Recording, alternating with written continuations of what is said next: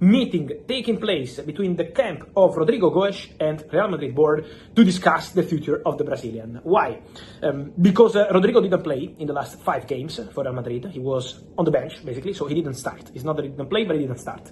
And it's still shocking for a player of the level of Rodrygo. Then obviously Xabi Alonso does his decisions, and he always said it was a technical decision, not linked to any move this summer. But at the same time, Rodrygo wants clarity.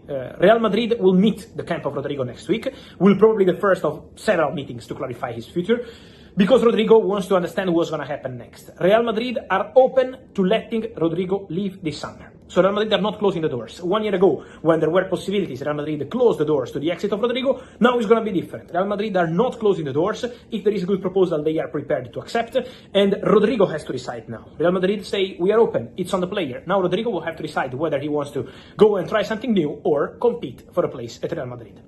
So we will be following the situation, but of course we are entering into important stages of the future of Rodrygo Gyökeres at Real Madrid, a situation to follow for sure, with a lot of interest around Europe, with a lot of reports about Al Nassr, but I can guarantee to you guys there is zero between Al Nassr and Rodrygo. Al Nassr didn't even start a conversation, because they will not spend completely crazy money in terms of transfer fees, salary commission, and Rodrygo is a very expensive deal in case it happens, so Al Nassr are not going for Rodrygo. Forget about it, and also Rodrygo is not intention to go to Saudi Arabia at this stage of his career, full focus on European football. Questions about Viktor Gyökeres because of reports from Portugal, because of many stories. Guys, as of today, as of this afternoon, Thursday afternoon, I'm not aware of a deal off or collapsing for Viktor Gyökeres. So that's my understanding. It's a tense situation for sure.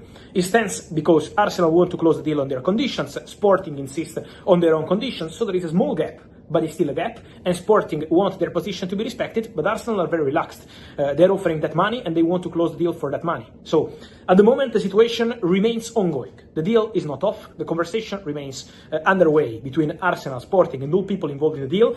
But also the player here is crucial. This is not a traditional transfer where the player is at the club, and if he's not going to Arsenal, well, he's going to play for the club again. No, Viktor Gyökeres, guys, is expected for training at Sporting officially, but he will not show up. Viktor Gyökeres has been very clear with Sporting. He spoke directly to the to the president. Direct messages to the president telling him that he will not go anymore to Sporting to train, to play official games, or whatever.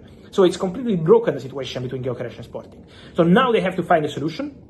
At the moment, Arsenal remain on their position on the transfer fee, Sporting remain on their position on their recast, but Gyökeres is the crucial part of the story, and after giving up 2 million euros from his salary to put that money on the transfer fee, Gyökeres is still pushing. He will not go to training, he will not play for Sporting anymore, and he's ready to go to war to go to Arsenal. He wants to go to Arsenal in a very strong and clear way after 5-year contract agreed. So the deal is on at the moment, from what I'm hearing. The conversation remains ongoing.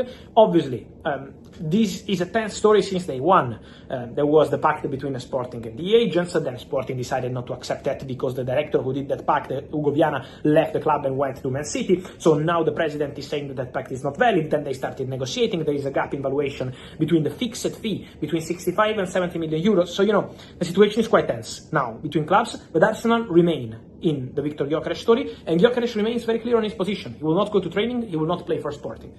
So now it's on the clubs to try find a solution. Obviously, Arsenal don't want to change their position, Sporting don't want to change their position, so now we will be following the developments, but for sure, the deal has not been called off as of today, Thursday, early afternoon. Then, any changes, I will let you know. And then, guys, also the Bryan Mbeumo deal for Manchester United has not been called off.